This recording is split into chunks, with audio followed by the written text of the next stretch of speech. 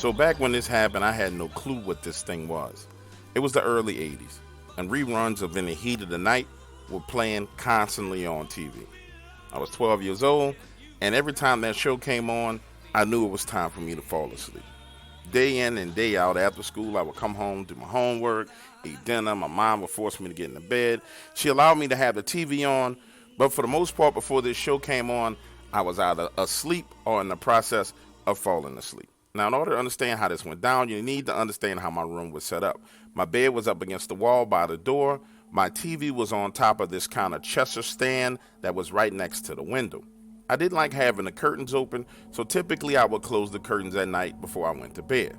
This particular night, my mom prepares dinner a little bit later than normal, which in turn leaves me up a little bit later than normal. I'm laying in bed and then the heat of the night comes on. It's one of those TV openings that you can never ever forget. And really for the first time, I make it past the intro song. I'm laying there watching TV and I notice something move outside of my window. Can't fully make it out because the light is off in the room and the TV is bright, but I can definitely see movement by my window.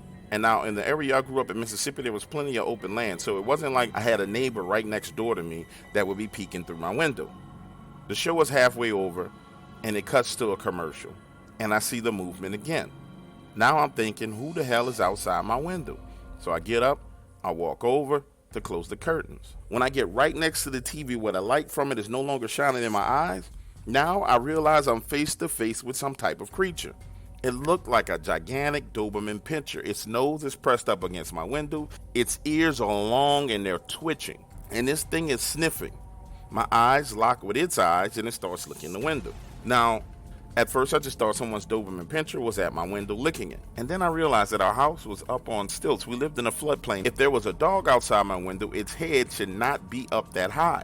But at the same time, this thing didn't seem threatening whatsoever. So I hurry up out of my room, I go find my dad, and I say, hey dad, we got a big dog outside the window. Literally the minute my dad walks into my bedroom door, I hear him say, holy, he runs to his closet, grabs his shotgun, and goes outside of the house.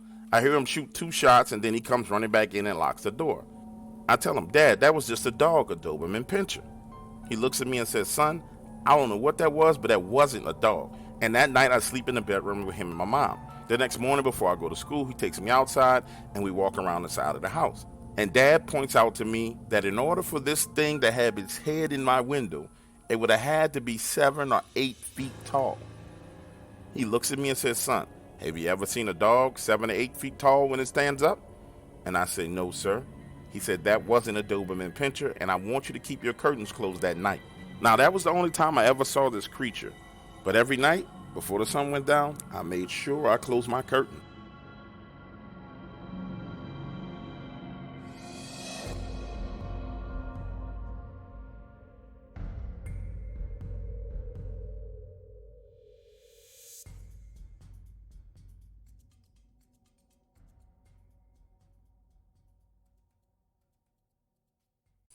City by city, town after town, one sidewalk blends into another.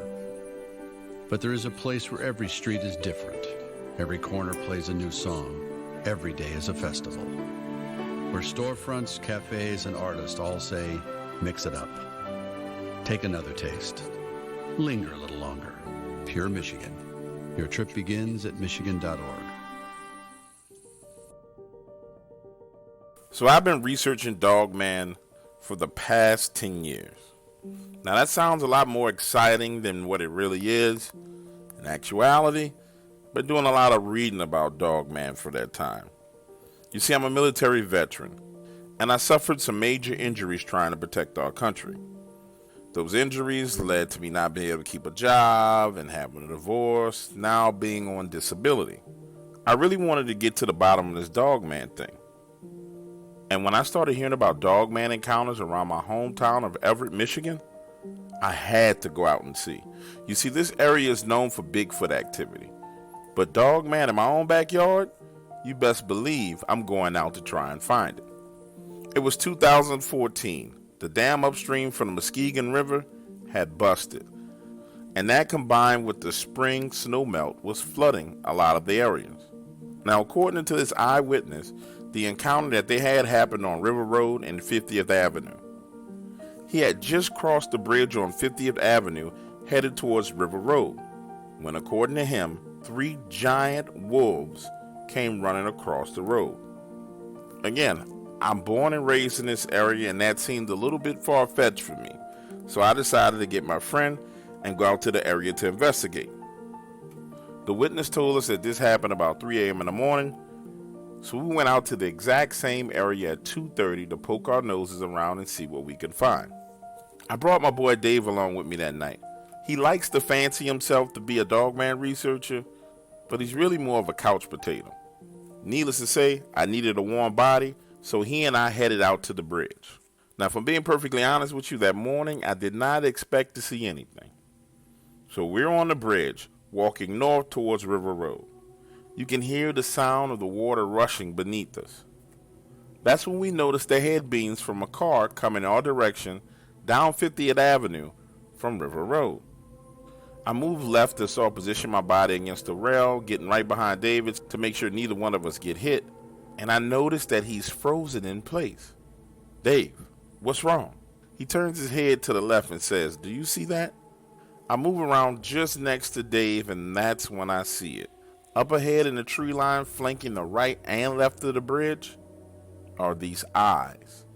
These glowing, amber, yellowish eyes.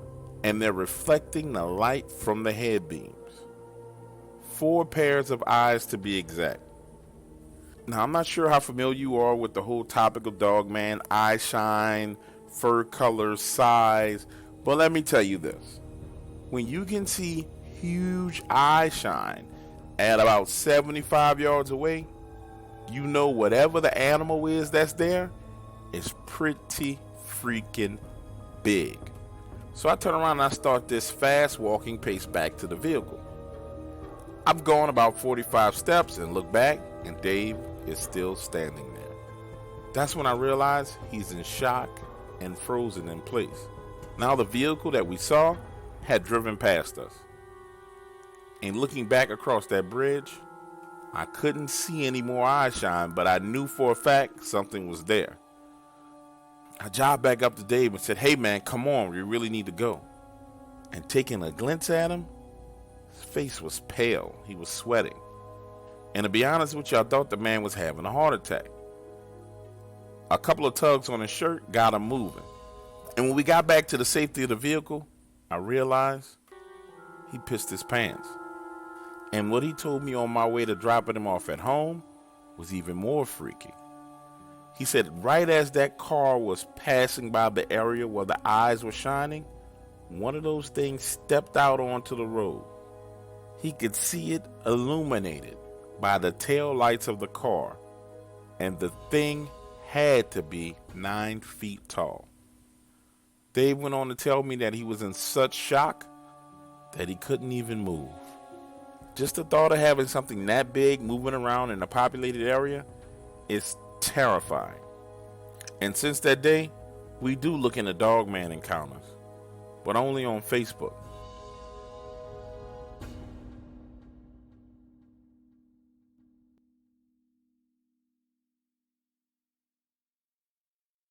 Never go full retard.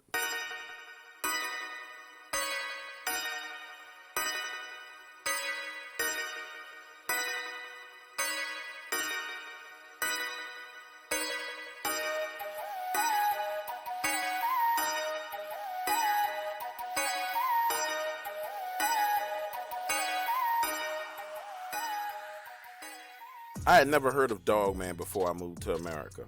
I went through a series of YouTube videos, and out of all the people talking about Dogman, I decided to call Dog Waters. Down in Australia, we have our fair share of strange cryptids, and I went out adventure seeking trying to find a few of those. I had 1 or 2 close calls, but nothing significant. So when Dogman hit my radar, I figured I would give it a try. Now I should have known it was the real deal based on the reaction I got when I called Dog Waters. Admittedly, I was aggressive in my pursuit of him. I called him every day for 15 days. And on the first day, I received a text message saying, "Hey, this is Dog Waters. What's up?" We text back and forth. Then I asked him if he could tell me where Dogman was. After that, I didn't get a reply. A few days later, it's early November, I call. No answer.